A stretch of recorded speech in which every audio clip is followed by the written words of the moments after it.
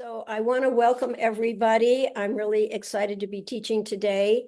Um, uh, this is Somatics for You, and it is October 5th, 2024. And our theme today is Wake Up Your Feet, integrating your feet into your somatic movement practices.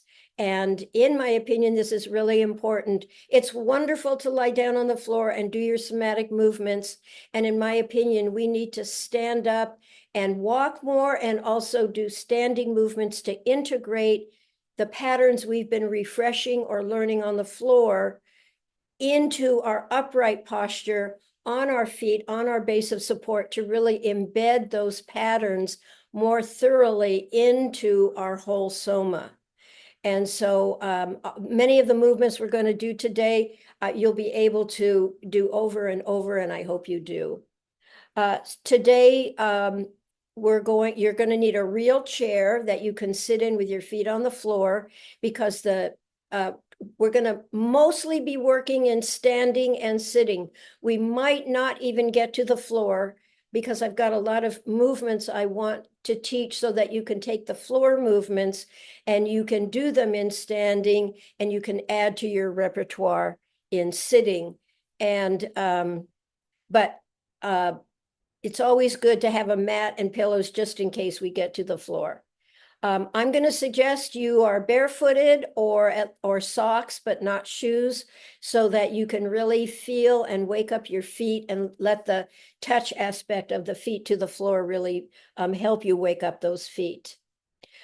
So our goals today, of course, is to create more adaptable feet, to reduce the restrictions in our feet, to increase our balance, our stability, our coordination, our proprioception, which is sensing, awareness of our feet, and of course, increase our ease in walking and our ease in all the activities we do in standing and moving, from pickleball and golf to good old walking to hiking to all kinds of sports, and really get our feet much more involved in our life movements. A few cautions or guidances. Please use your creativity to adjust all movements for your body comfort. Do not move in pain. Do less. Use less force. I'll say that again. Use less force. Go smaller. You can even do these movements in your imagination. Go for comfort. Adjust how you're using your body along with your feet, so that you're really moving in comfort and you're teaching yourself to move in comfort. If you move in pain, you're teaching your brain to move in pain. If you move in comfort, you're teaching your brain to move in comfort. So reduce your effort, reduce your effort. I'll say it again, reduce your effort, reduce your force. Follow medical directives. And I also now want to just say a word about joint replacements. The most common joint replacements are shoulders and knees. But some people have ankle replacements now, and it doesn't matter. Many of you have pins and plates at joints because of injury. In my opinion, it's very important to integrate your joint replacements, your pins and plates into your soma, into your body. Be kind to them, integrate them into your body, incorporate them with more awareness so that they actually become more of your body. And when you do that, the fascial structures will surround and integrate them more into your daily movements. Many of us feel that the joint replacements we have, or the pins and plates from injury repair that we have in us, are somehow not part of us. In my opinion, no, they are now part of you. Let them be part of you, and let them speak to you in terms of how you adjust to comfort. So be kind to yourself and your joint replacements and your pins and your plates, and integrate them. So in just a moment, we'll stand up. Again, I'm going to suggest you go barefoot or at minimum socks. And I just want to say that many of us have switched off our feet. for all kinds of reasons. We've had multiple injuries, ankle sprains with our feet. We wear shoes that confine our feet, or shoes like flip-flops, which is not good in the research because we have to scrunch and grab with our toes to hold those shoes on. And that puts us in a full body pattern starting at the feet, which restrict us not only from the feet, but up through our whole body. Also, some of us wear barefoot shoes. My opinion, and from learning from my clients and from my colleagues and their clients, barefoot shoes can be great on real earth, but they are not good on cement because you're pounding with no padding on cement. It's not that you want over padding in a shoe, but running bare feet on cement often causes plantar fasciitis, inflammation of the bottom of the feet. So be diligent about the footwear that you are using that is appropriate to the surface that you are moving on. Also, we have a lot of restrictions in our feet due to our sedentary lifestyle. That's why we're going to do a certain amount of movements in the chair. So whether you're at the desk or watching TV, maybe not so much driving. You want to be careful about moving your feet when you're driving, if you're the one that is driving. But you could be a passenger and move your feet. We need to move our feet more and pay attention to the movement of our feet. Okay, let's go ahead and stand up. I will try to adjust so that I have a good model of myself in standing. And I am going to adjust. And Isaiah's looking through my iPad.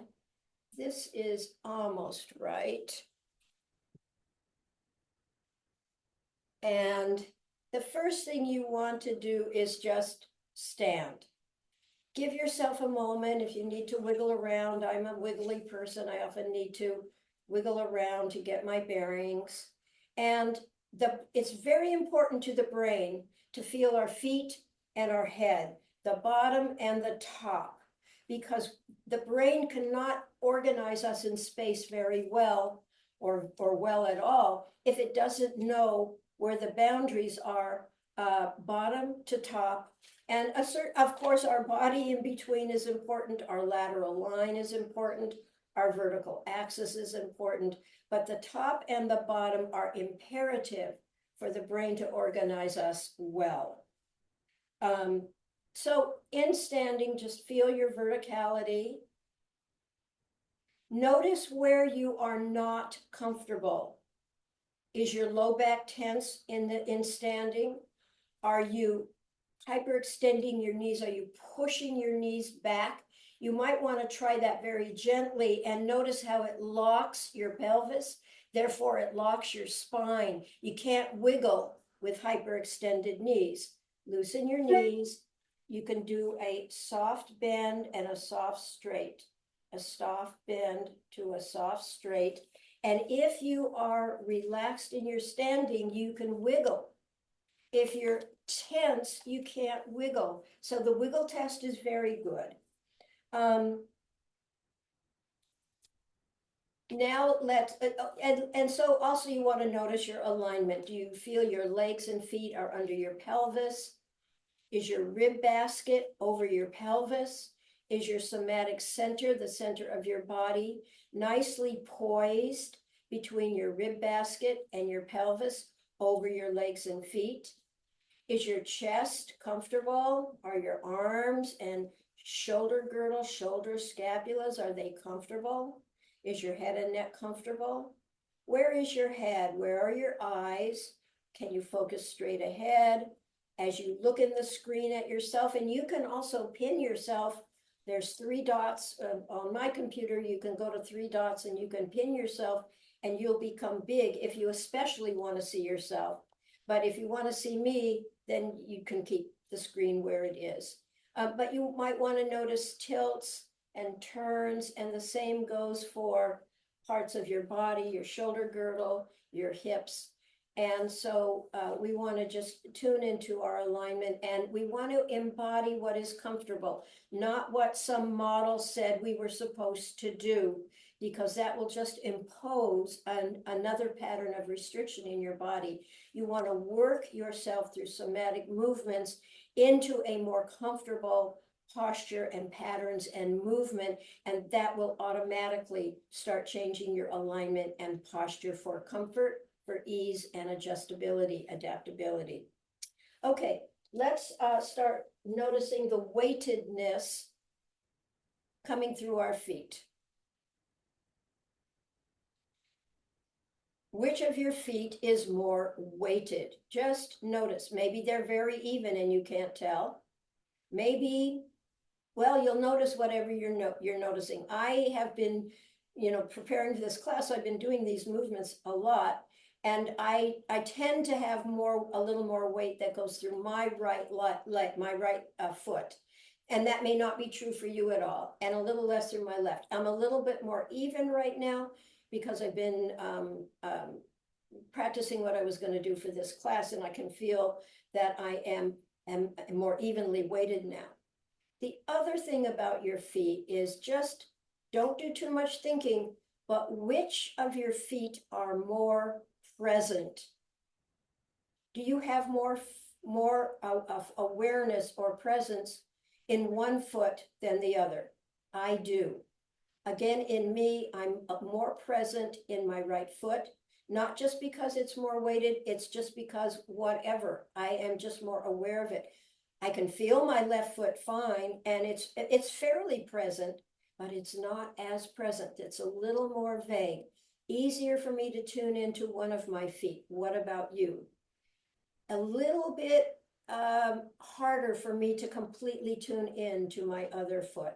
And this is true. Most of us have a foot in which we are, when we focus on it, we have more awareness in, and one we have a little bit less presence in. I like to use that term.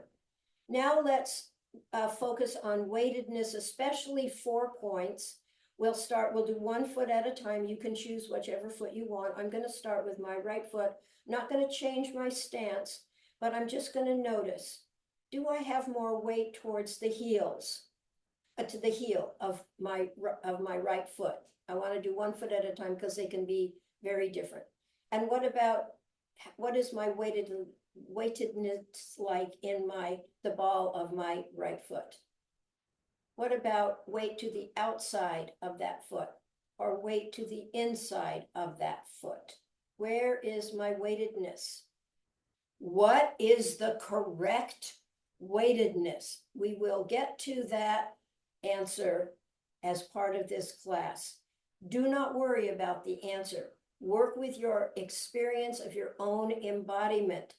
Is the weight in the foot you're focusing on, is it comfortable? Or as we do the movements, you'll be experimenting with different weightedness. Now go to your other foot. Check out the weightedness of the heels, of the balls. Which is more? Is more of your weight towards the heels, more towards the balls, more towards the outside of the foot, more towards the inside of the foot?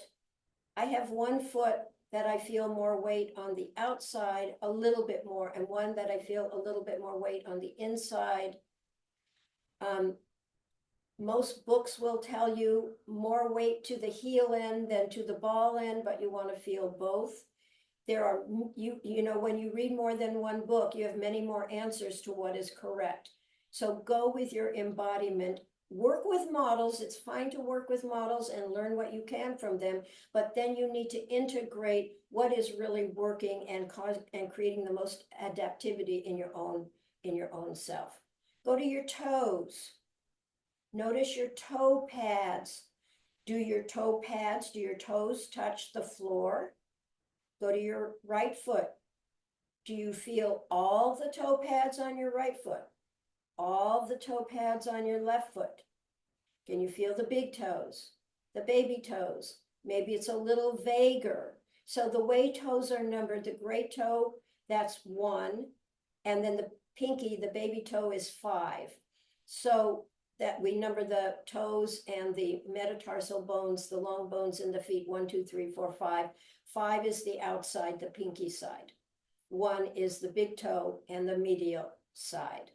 And is the weight going through your toes? Where is it? Is it more towards your big toe? Is it more towards your big toe, right foot, left foot? Is it more towards your pinky toe, right foot, left foot? Is it somewhere in toes 2, 3, 4? Toe 2 is next to the great toe. Maybe it's specific for you. Maybe it's going through toe number 2. Maybe it's going more somewhere between toes 2 and 3. Maybe you can't quite tell. It's somewhere between 2, 3, and 4. Maybe it's not really on your pinky, but it's a little closer to your pinky, maybe more through toe 4. Maybe it's not completely through your big toe, but more toe 2 and the big toe, or whatever it is for you. Weight and what is correct. We're going to look at what is correct, but same answer. You have to embody where weight is going through you. You may have had injuries and surgeries and all kinds of different conditions that when you go into your embodiment, you will find what is most adaptable for you, because the model in some book you read about may not work for your stature, your history, and all of that. So, toes, very interesting, part of the feet. Some people their toes don't touch, they're lifted. Some people, when they think about their feet, their toes are gripping, or they're gripping on one foot more than the other foot. So the patterns in our whole body are also embedded in all parts of our body. They're embedded in our feet. They're embedded in our knees. Maybe our knees have an X pattern, meaning from this hip down through that leg. It's a more pigeon-toed pattern. It's called the X pattern in the knees. Maybe you have more of an O pattern in the knees, more bow-legged. Now, as I go into, and come along with me, as you go more into an X pattern, I feel the weight coming through the inside medial side of my feet, but other people may not. Just because you feel a pattern doesn't mean other people are feeling that same pattern in their feet when they have an X pattern in their knees. The same with bow-leggedness, or the O pattern in the knees. The weight, when I go into this O pattern and bow-leggedness, my weight goes to the outside of my feet. Where does it go in your body?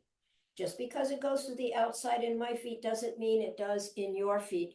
So you want to really pay attention to what you're noticing personally and what you're noticing with your clients. Don't just think it follows a pattern you read about in a book. You must verify it. Okay, now, let's also look at, as you look at me or look at yourself or look down at yourself or feel from inside, maybe you have one leg and foot that's more turned out. Very common. Maybe you have one leg that's more turned in. I'm maybe exaggerating a little, but maybe not. Maybe both of your toes are more turned in and you're more internally rotated through your femurs. Some people are actually externally rotated in their thighs, their femurs, but internally rotated in their forelegs. Verify what's true for you. Maybe both your legs and feet are more externally rotated. Maybe you've come from a background of classical dance. So all of these things make a difference. You're noticing where you are, how the weight comes through your feet, and is that creating more stability, less stability, more risk of falling, or less? Okay, let's now come back to our chairs in front of the screen, and we're going to have a bit of an anatomy lesson with the feet. And I have a model. I love models. I've become an overconsumer of anatomical models, which cost money, but I really like models. It helps me to study, and I love anatomy. So here's a foot. We can see this is the fibula. The fibula is to the outside. And it's a smaller spindly bone. We're not obviously looking at a whole skeleton, but you can see that this is the baby toe, this big bony bump, which you can reach down and feel. If you go from the baby toe down, it'll stick out. It's a wonderful bony landmark. And on the baby toe side, that's the side of the fibula, and the fibula comes lower. It comes, let's see, it comes lower, closer to the ground. The tibia, this is the tibia, doesn't rest as low towards the ground. And the tibia is the main weight-bearing bone. It's much bigger. And the ankle joint, here's the tibia, here's the top, the bottom of the tibia, which is the top of the ankle. Here's the fibula on the outside of the ankle, lateral malleolus, medial malleolus. And this bone, which a lot of people don't know about, this is the talus. It is considered one of the most important bones in the feet because the talus it's a very interesting bone. Whole books are written on the talus. There's no direct muscle attachment into the talus. The talus rests in this bed of a muscle and fascia and tendons and ligaments all around it, but not attached directly to the bone. When we are in plantar flexion, when we are pointing our toes, that opens up the talus. It's more exposed. And when we are in dorsiflexion, that closes the ankle joint. And the talus, the top of the talus has like a dome, it's rounded. So as we go into dorsiflexion and plantar flexion, it's not just a hinge, but we roll towards dorsiflexion and we roll towards plantar flexion. So it's very, very, very interesting. But let me go through the bones and come back to the talus. So we have tarsal bones, metatarsal bones, and phalanges, the digit bones in the toes. So in the tarsal bones, there's 7 of them. The calcaneus, the heel bone, is our heel bone. And it's a very kind of odd shaped bone. And you can see it sticks out quite far behind us. Some people hardly have any heel. That can actually be from a restricted myofascial pattern. It's not necessarily just in the genetics. And then we have the talus. Here's the talus in the back. The talus in the back connects the most with the tibia, but there's a fibular talus placement and a medial malleolus tibial to talus relationship. And then there's a joint. Wherever 2 or more bones come together, you have joints. You have a joint. So the talus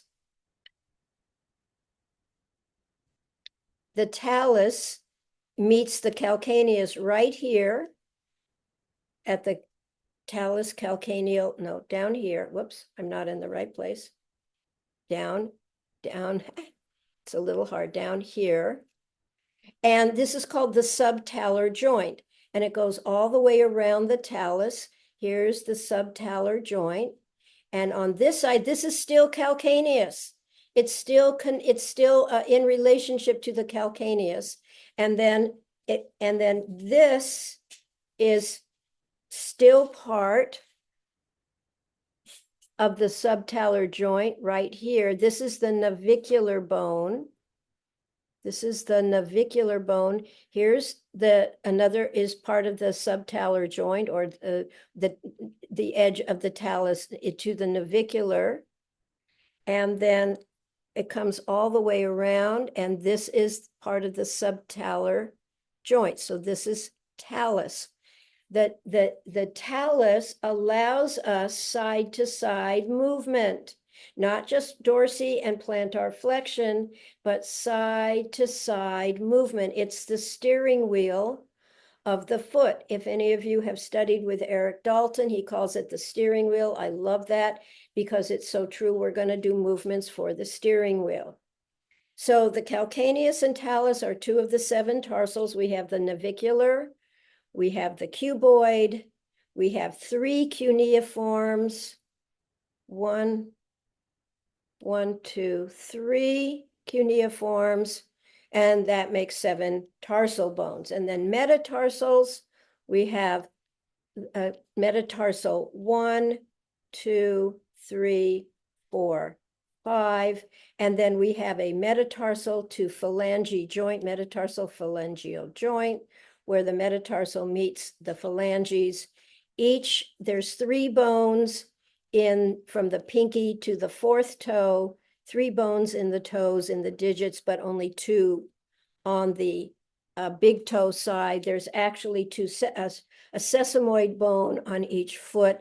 Here it's another kind of bone growth on the top of the first metatarsal on the bottom of the foot. We have a medial arch. The famous arch is the medial arch. It usually is somewhat lifted from the ground. Some people have very flat feet. Be very careful about making people have problems where they don't. Many people with flat feet have problems, and many people do not.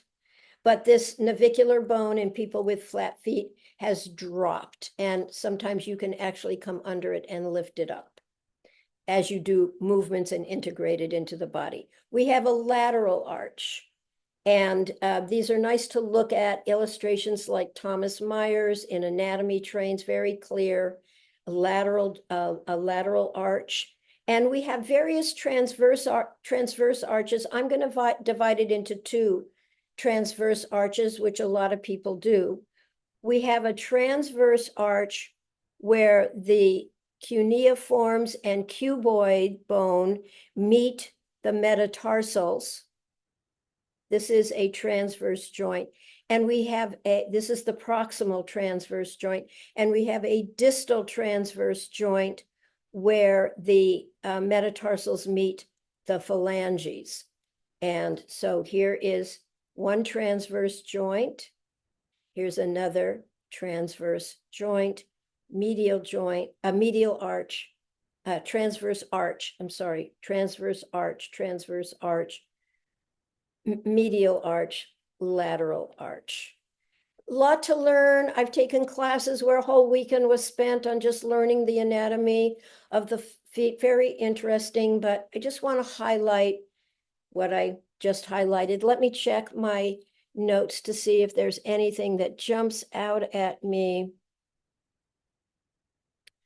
I want to say a word about bunions, just really quickly. It's not a class about bunions, but often with a bunion, you'll see a big toe bunion anyway, you'll see a person's big toe start moving laterally, moving towards the baby toe.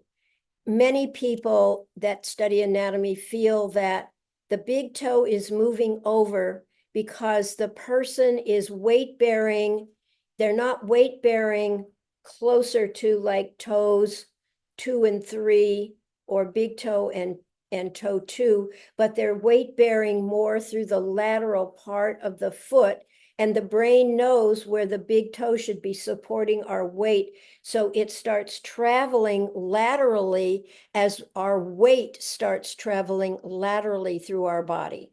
So that's very interesting. There are a number of techniques and somatic movements you can work with bunions.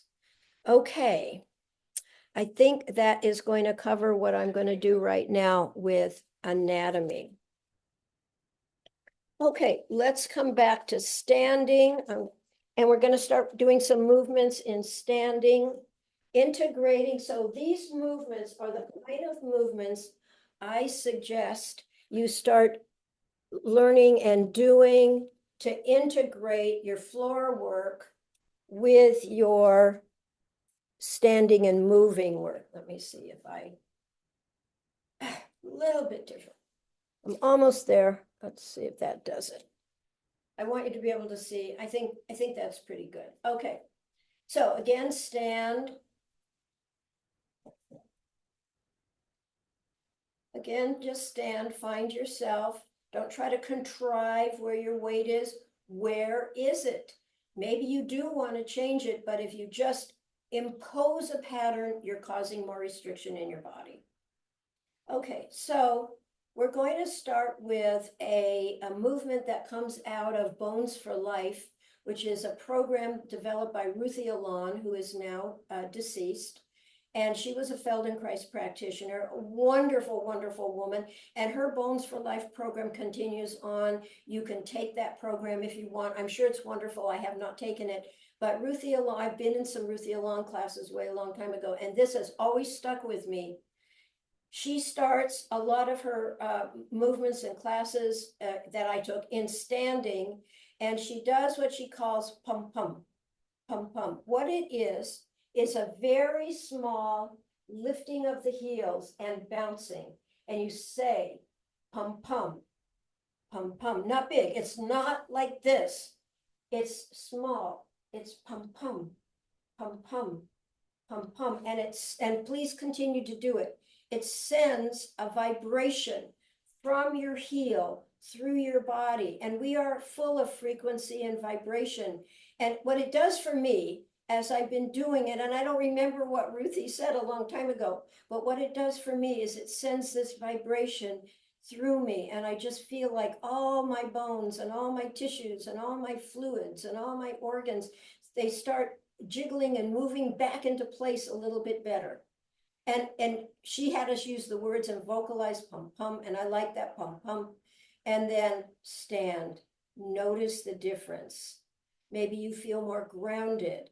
I feel more awake. Not only do my feet feel more awake, but my whole body feels more awake. So that's the pum pum move, and I think it's absolutely wonderful.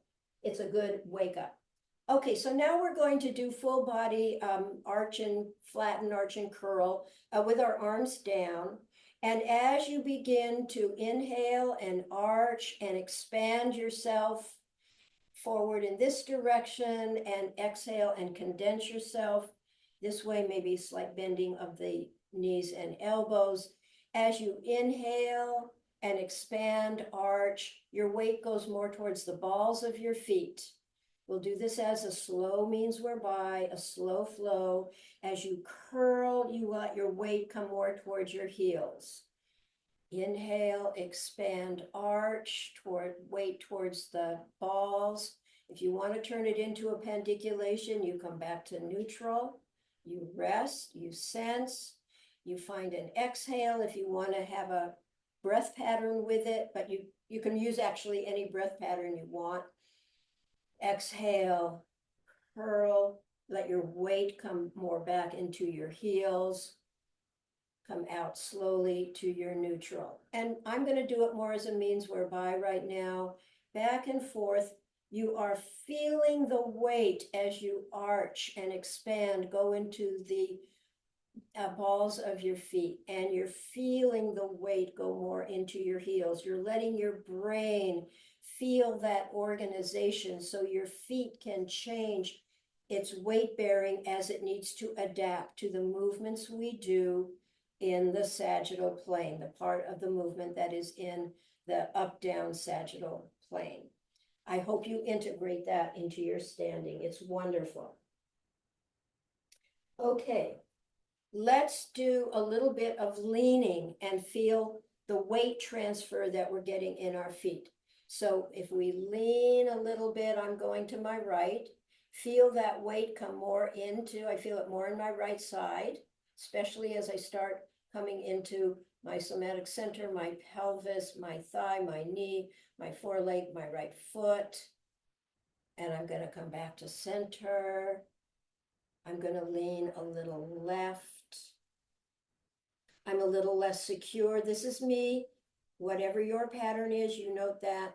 Going to the left, but I feel the weight now coming more through my left and into my left foot.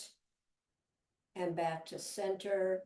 You want to do these movements slowly to give your brain time to feel, sense, and become aware of how weight shifting is part of our organization of our movement. So leaning to one side, the weight is going more into my right foot and more to the outside of my right foot. And actually with my left foot, it's coming a little bit, I just noticed this, going a little bit more to the inside of my left foot. I'm transitioning through center. I'm going into the left lean. I'm feeling it more to the outside of my left foot, a little bit more to the inside of my right foot. I can feel my head and neck needs to find its adjustment with a little bit more, not quite as clear in me, into my head when I lean to the left and back to center. So add to center to rest. If you've hyperextended your knees again, if you've pulled your knees back, do that soft bend, come to soft straight. Soft bend to soft straight. Soft bend to soft straight. Okay, you've released that hyperextension. It will restrict your whole soma, your whole body. Okay, now let's take the leaning move into a lateral flexion move, because this is the weight-bearing organization of walking. So just start to lean a little bit to the right or to one side, and let your right ear and your right hip come closer together. You'll be in a slight curve. This is your shorter side. This is your longer side. Therefore, you have to bend your knee. So my left knee is a little bent. My right leg is straight. My right hip is higher. My left hip is lower. This is my longer leg, and my foot can't go through the earth, can't go through the floor. And it gives me the weight on my right foot, a lot of gluteus medius work, and it's important to work with your gluteus medius so it can stabilize you, and it allows you to free. This is my stable leg, my weight-bearing leg with my higher hip. It frees your other leg to move and take a step. And come back to center. Do this with me, please. Start to lean a little bit, and then left ear to left hip, bend the right knee. Now my left side is more contracted, is higher. My right side is lower. My weight is on my left leg and foot. My left gluteus medius as a reference muscle needs to be wonderfully strong, not over contracted, so I have stability, so that it frees my right leg to be able to move, and I hesitate a little bit more. My stability is a little less when I weight bear to my left side versus my right side. Come back to center. Let's go to the right. It's a slight lean, and then a side bending to the right. I'm exaggerating a little in walking my head, because we're moving forward more quickly. Our head will stay straight or be able to look around, but I'm just kind of showing you a little bit of a full side bend. The right side is the constricted side, is the compressed side. Left side is the long side. My hip on the right is higher. My right leg is weight bearing. And let's take a small step. And then we step onto I'm stepping onto my left leg. I'm letting the weight bearing come in through my left leg. My left hip gets higher. My right hip is lower. My right leg is now free to take a step. And I weight bear. I'll move backward a little bit and walk again. Come and walk with me. Weight bear to your right hip is higher, your left knee is bent. You can stand on your right leg, take a step. Bring your weight bearing now to your left side. Left hip is higher, right hip is lower. You can weight bear on your left leg, free your right leg to take a step. And alternate your weight bearing. Alternate your weight bearing. It's a movement through your whole body. Now, when you go a little faster in walking, it's not going to be that much of a side bend, but you'll still have a weight-bearing side and a non-weight bearing side, so you can move that leg to move forward, backward, or wherever you need to go. That's a most important move. Practice it. Next time you get up from the computer and you need to go get a drink of water or whatever, practice, slow it down so your brain can really organize and feel your weight bearing. Oh, I want to say one more thing.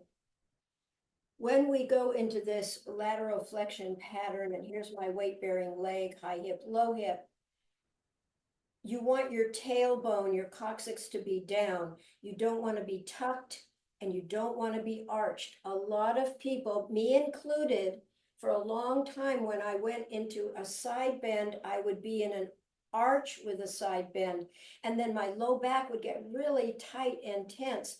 It was pointed out to me. I think my teaching partner Phil said, Susan, you're way overarching. And I didn't even realize it. So when you go to the side position, you want to see if you can really stay in this, what they call the frontal or coronal plane, and not be arched or tucked. You want your tailbone comfortably down so that you don't overstress your low back with overcontraction in your low back muscles or overcontraction in your belly muscles if you're a tucker. Okay. All right, the subtalar, let's do rotation of the spine. Rotation of the spine. So we're going to rotate through our spine, head to toe, and we're going to get the rotation in our feet. I'm going to start at my head. I'm going to go to the right. I'm going to turn my head, my neck, my shoulder girdle, my chest, my somatic center, my pelvis, my legs, my knees, my forelegs, my feet, and I'm rolling on my feet. And I'm on the outside of my right foot and the inside of my left foot. Don't hurt yourself. Be careful. If you need to hold on, take a chair and hold on to it. And then slowly derotate, come out of that turning rotation, come back to your center, rest, be sure your knees aren't hyperextended, soft, straight, and just give yourself a moment. Many of us have, our feet are quite restricted and they don't turn well. But as you can see, as I turn through my spine, I'm pivot turning through my spine, my knees will bend a little bit, and I'm on my feet have the adaptability, or I want to develop the adaptability for my feet to be able to turn. So I'm on the outside of my left, the inside of my right, and then I start coming back, whether I come back from my feet up to my head or from my head back to my feet. If that was hard for you to do, hang on to a chair. You can hang on this way or two chairs, and just do a little bit of rolling. Just do a little bit of rolling. I'm going to do it from the side. It's a great exercise to do. And in fact, it's a really great one to do to start with a chair. And you can even be very careful. I'll get my leg out of the way if I can. You can even, this is challenging, you can even roll on one foot. This is not for everyone. So just, you can do, but there's this, and I'm much less clear, I'm less stable, I need more help, I need to go smaller on my left, I need to reduce my force. My left foot is also where I've had more ankle sprains, and I broke one of my bones once. And so we are where we are, but if we add somatic movements that increase our adaptability, we can create a much better fluid movement through our whole body. Okay. Let's go to, I'm gonna, I'll start in the front and then I'll go to the side. We're gonna do plantar and dorsiflexion. Now, I am going to suggest you take out balance. I am going to suggest you hold on to a chair. We're going to do some of these in sitting as well.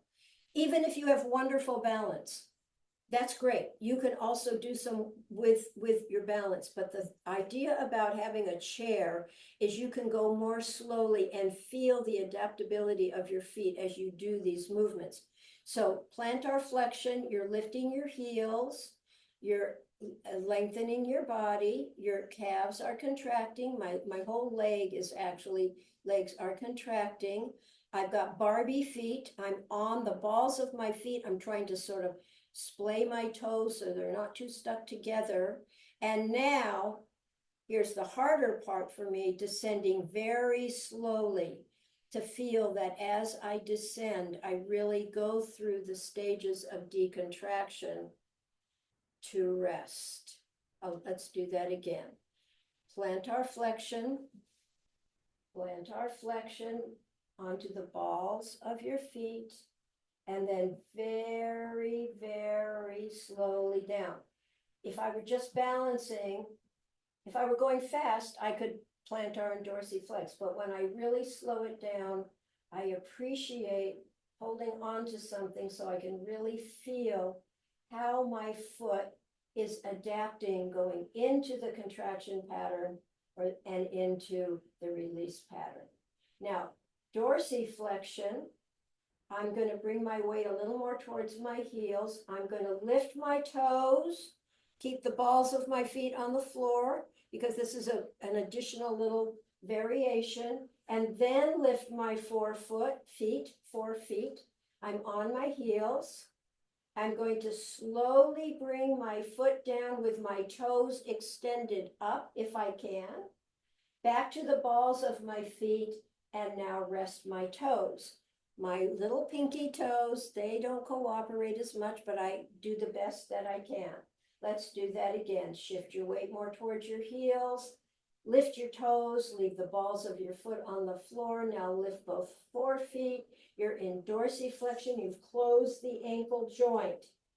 Slowly come out. Can I feel the adaptability of my feet to slowly release? Feel where the weight comes into the balls of my feet, then rest my toes on the floor. Can I feel my toe pads? I hope you practice this move, and I hope you actually take out balance a lot of the time so you can go really slowly and feel your feet have to adapt. Okay. Oh, here's a move that I really, really think is very important. I don't think I've taught this before. If I did, it was a long time ago. I need a name for this. Maybe some of you will help me name it. I'm going to keep my right leg in place. I'm going to keep the bottom of my right foot on the floor. My right heel is going to stay on the floor. And I'm going to take a small step forward with my left. My right heel stays on the floor. My left is on the floor too, but I'm focusing on my right foot, and my right leg is fairly straight, maybe have a little bend in it. Heel on the floor. I am dorsiflexing. I'm closing the ankle joint. Actually, my left foot, the ankle joint is also closed. And then I'm going to bring my foot a little behind, and I can experiment with what I want to do with my left, but I'm opening. I have to grab a little support. I'm opening, this is plantar flexion. I'm opening the ankle joint, and I'm closing the ankle joint. Keep the right heel on the floor. I'm opening the right ankle joint, plantar flexion.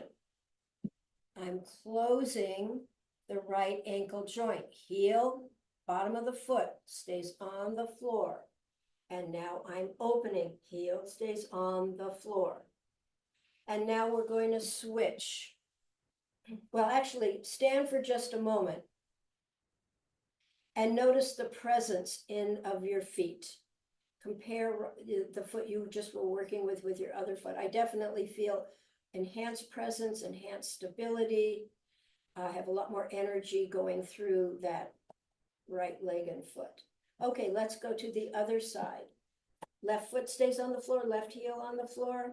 Take a step forward, and I'm dorsiflexing. The ankle joint is closing. Heel stays on the floor. Take a step backward. I'm opening. Plantar flexion, the ankle joint. I'm closing the ankle joint. I'm focusing more So the brain can feel what's happening in this left ankle. Periodically, I can switch my focus to see what else I'm noticing. And plantar flexing. It's a really nice one to do.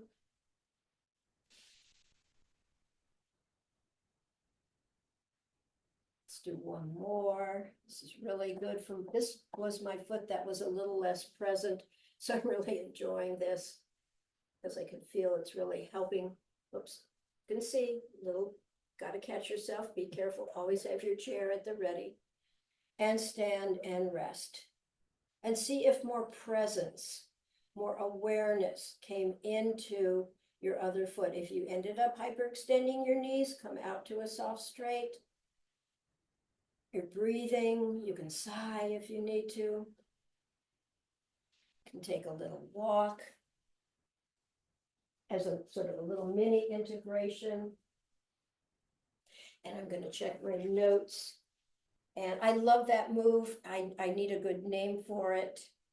And we're going to come back to seated. And now I knew the time would fly by, but I'm hoping that you really start to integrate some of these movements that you're either learning or refreshing. Oh, I need to show my feet in sitting. Okay, let me adjust. Let's see.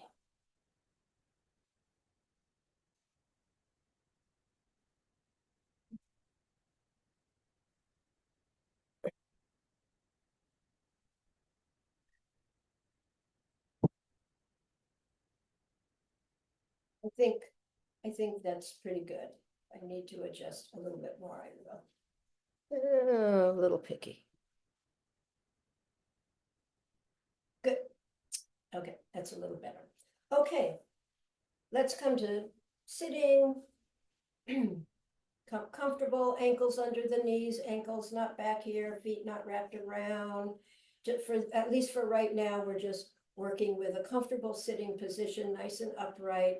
Feel your sits bones against the chair and rock a little bit on your sits bones. It'll help you find them and then come back to straight, open chest, head and neck poised over rib basket, somatic center in the middle, upper torso over pelvis, and then your legs are coming down about a 90-degree angle, about maybe a little less, a little more at the hips and a little more at the knees, maybe not quite sure, but general good seated posture and comfortable.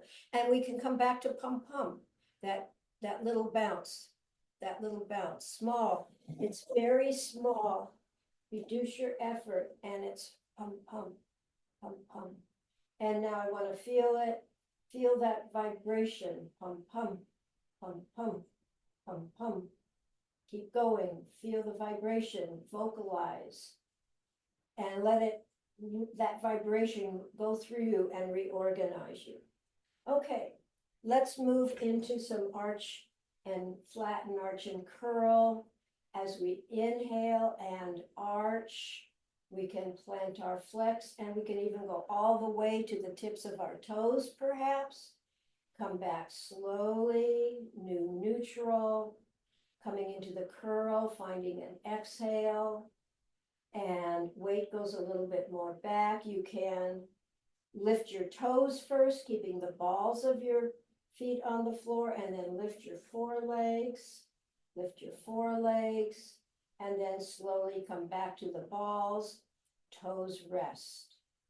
Inhale, gently expand, a very, very long arch, long, and you can lift your heels, come onto the balls of your feet, Barbie feet, and then see if you can come to your toes. Then see if you can come back to the balls of your feet, spread your toes, slowly come down. Ooh, I'm shaking. This is really good for me. This slow adapting back. And then I'm going to go lift my toes, extension of the toes with dorsiflexion of the foot. Slowly come out back to the balls on the floor, and now the toes, Am I feeling my toe pads? I can spread and close. I can spread and close my toes. When you spread, that's abduction. When you squeeze gently, that's adduction. And it's a great one to practice in sitting. And then just rest for a moment, get the effects from the movements you've been doing. My feet are really waking up. I can feel that somehow that last dorsiplantar flexion really helped I feel more upright right now. I feel more on my sits bones. By the way, I did have to go more forward in my chair. I don't remember if I mentioned that. Okay. Let's go to the rolling of the feet, side to side movement, the steering wheel, the subtalar joint. So let's just start a little bit means whereby together where we're going to turn the bottoms of our feet to the left, or if you follow me, to the left, and then the bottoms of the feet to the right. I've got a little bit of rotation going through my hips, my pelvis, my legs, my feet. I'm just doing an easy version where I can feel that rolling on the outside of one foot, the inside of the other, to flat, to roll the other way, just to get a feel of the move, and back to neutral. And now we're going to individualize that a little bit more. So 1 foot at a time.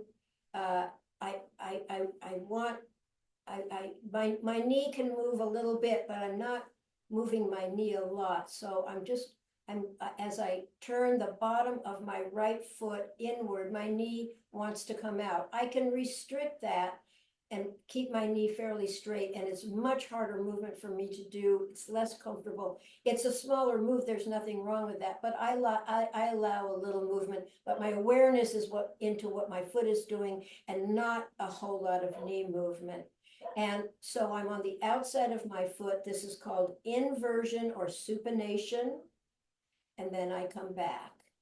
And now I'm going to turn and take the outside of my foot so that I'm on the medial arch. The outside of my foot is lifted. And this is pronation or eversion. And I can go back and forth a little bit. And this takes some concentration and effort. I'm going to reduce my effort just to feel it a little bit more. I can tell they're really good for my feet. I'm going to go to my left foot now. And my left foot wanted to invert or supinate first.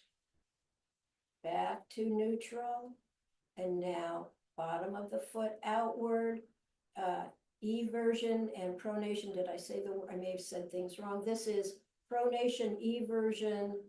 This is inversion, supination. Pronation, eversion, inversion, supination. You can do them both together. Both can supinate. Both can pronate. You'll come up with many variations. Just let your body be fluid around the movements you're doing. You're not holding yourself stiffly. Wonderful to practice those movements. We're going to work with the inchworm. If we have time, we're going to come back to moving the fibula. I'm looking at the clock. The inchworm, I'll just show you what it looks like. Let's see, let me start a little back. The inchworm is crawling forward and backward, and I'm going to take you through this. So this is how I do it. So how I do the forward inchworm. You're going to curl your toes, and as you curl your toes, think about moving your heel towards your toes, and then you flatten your feet. Curl your toes, move your heel towards your toes, flatten your feet. Curl your toes, heel towards toes, flatten feet. You just start to practice it. To go backward was much harder for me to learn. What I do is I'm going to focus on keeping my heels where they are. I'm going to curl my toes, keep my heels where they are, and kind of push my heel backward to flat foot. Curl my toes, heel stays where they are, and push backward so that I can go back. So for a long time, I could go forward, curl toes, heel towards toes. It's really good for the arches, for the plantar surface, backward. And you just have to start practicing it. So one more time, explanation, forward, curl toes, slide heel toward your toes, flatten. Curl toes, slide heel toward toes, flatten. Curl toes, slide heel toward toes, flatten. Backward, keep your heels where they are, curl your toes, push back, flatten. Curl toes, heel stays where they are, push back. Curl toes, heel stays where they are, push back.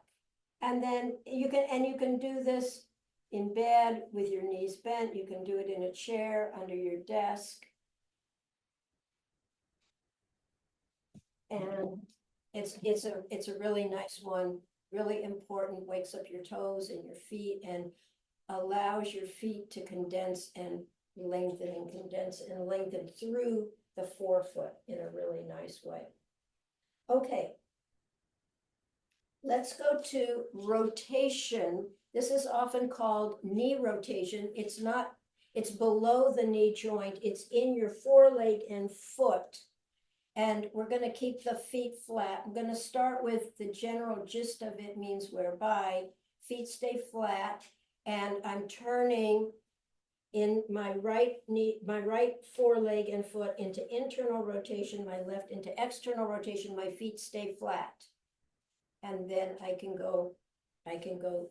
turn the opposite way. So my feet are staying flat.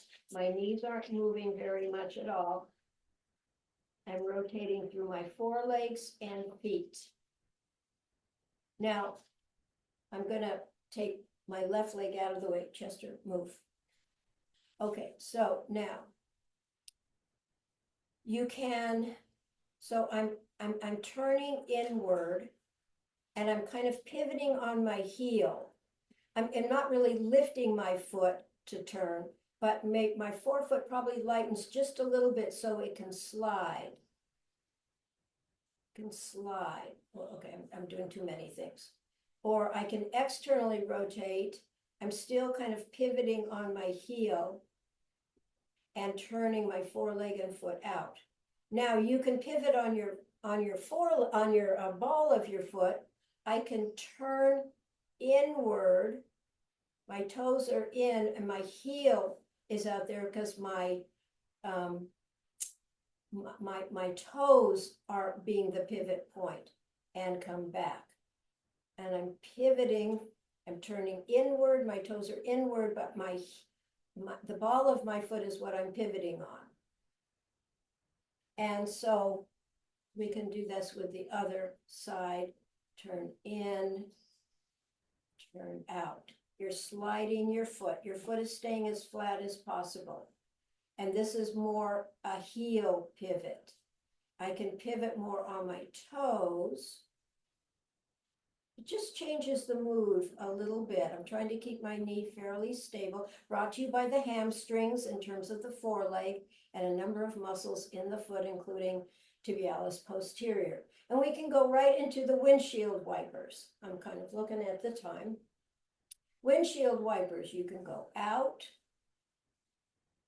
You can come back in. You can go in one direction.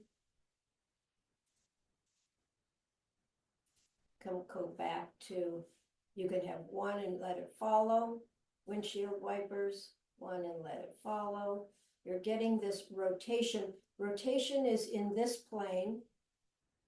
This is the lateral plane. When you roll on your feet, That's lateral flexion, lateral movement through the feet. But when you slide and keep your foot flat, you're rotating, you're in the rotational plane for your feet. Very good to do, very good to practice. And have fun with windshield wipers. Kids love it. You can teach it to the kids in your life. One more thing I want to mention is to find your fibula. There's a very important movement, the fibula, very important movement for your feet. This is your fibula bone. It's the lateral ankle. And at the top of the fibula, there's a bump. If you just go alongside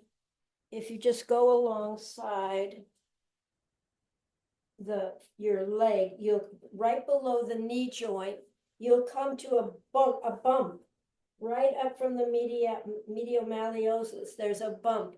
That's the head of the fibula. That's your bony landmark. That's where you're going to palpate the movement of this joint.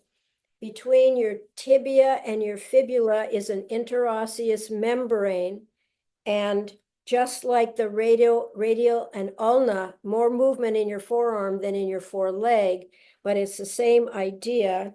I don't think there's enough the way they've constructed this. Well, maybe, no, I can't move it on this skeleton. It's glued together. But in us, there's a rotational movement with an up and down movement.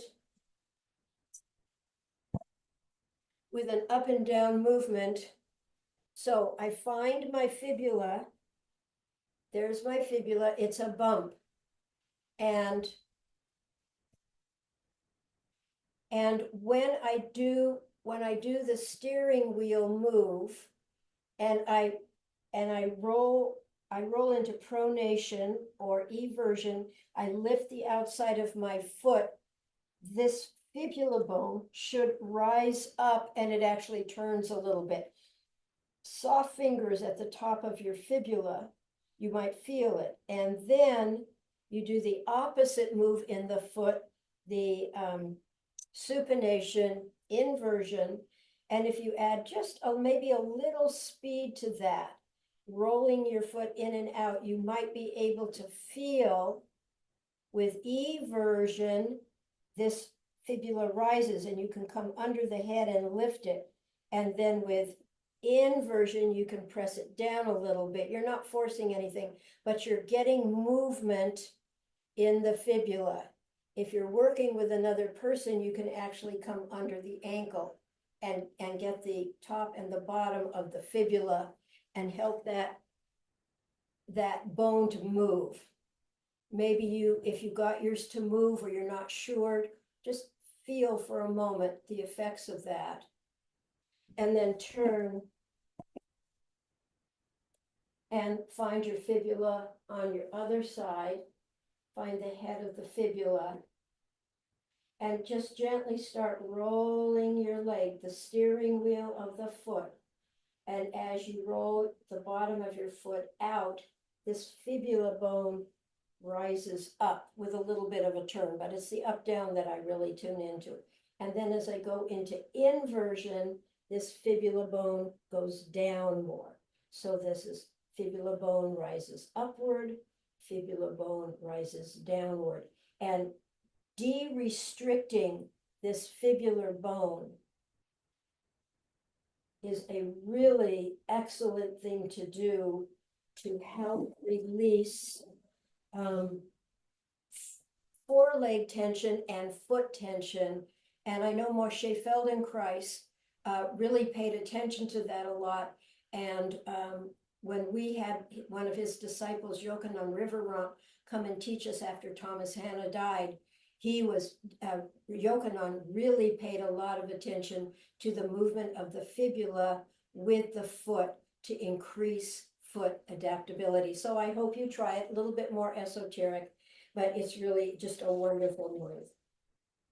Well, we don't have time to go on the floor today. I didn't think we probably would, but maybe you can see how many of the movements we've been doing today are variations of things we've done on the floor. So after your floor movements, or when you have time throughout the day, going to get water, going to the restroom, do one or two of the movements in standing, and as you're at your desk, do some in sitting.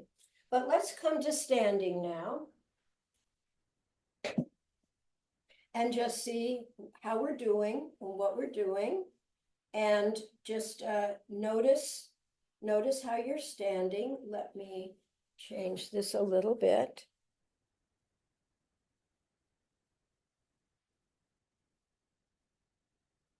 And what is it that you notice right away? Do you have more general body comfort in standing, maybe? Whatever's true is true. Those hyperextended knees, bend, soft, straight, that's very important. Open chest, easy breathing, head and neck over rib basket over pelvis, somatic center negotiating between rib basket and pelvis, legs and feet under pelvis.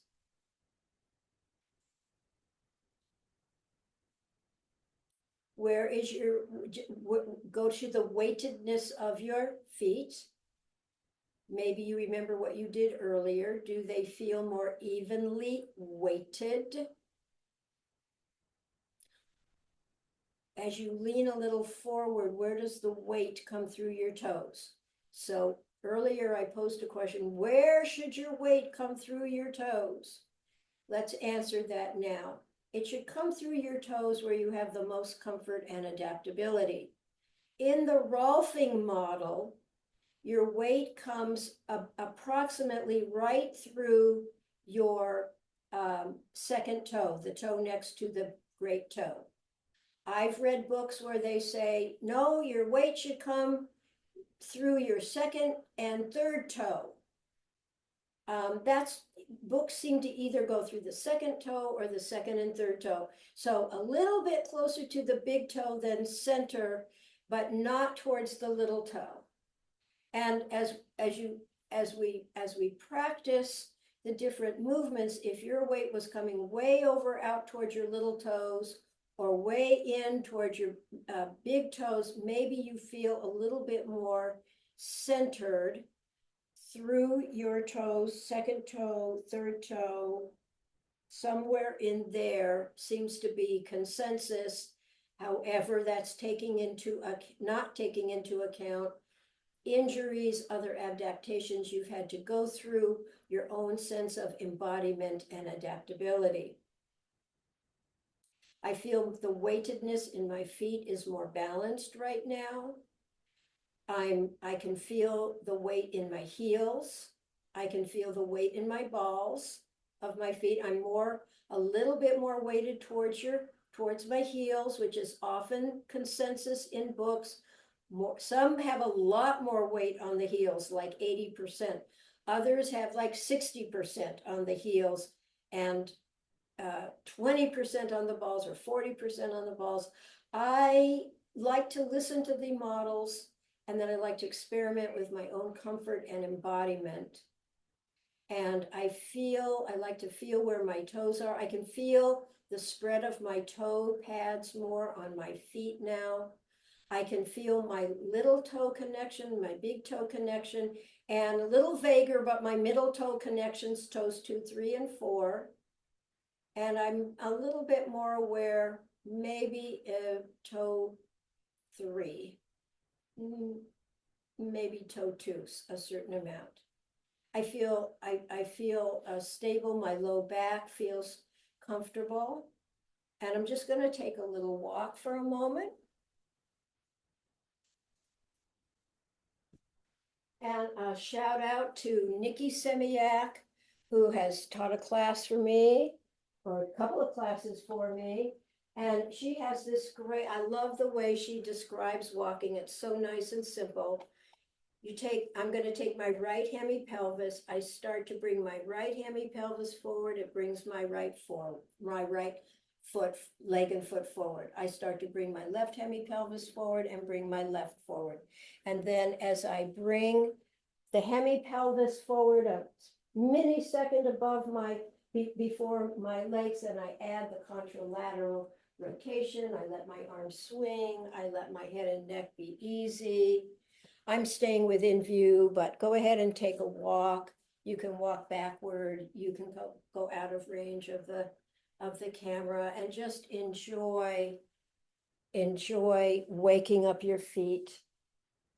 I hope you notice some patterns that you can work with to create less restriction, more comfort, more stability, and more coordination and ease from your feet up through your whole body, your whole soma. Let me just bring my chair closer here. I want to thank you so much for joining me today. It was fun teaching a class again. I hadn't done that for a while. And I'm officially going to say goodbye. Hope to see you in November and December. Samantha Holland will be teaching in November. And I don't know if I want to announce December yet because we have to completely set it. And then we have a great program going into 2025, the first Saturday of the month in California in Pacific time, 10 to 11:15. You're welcome.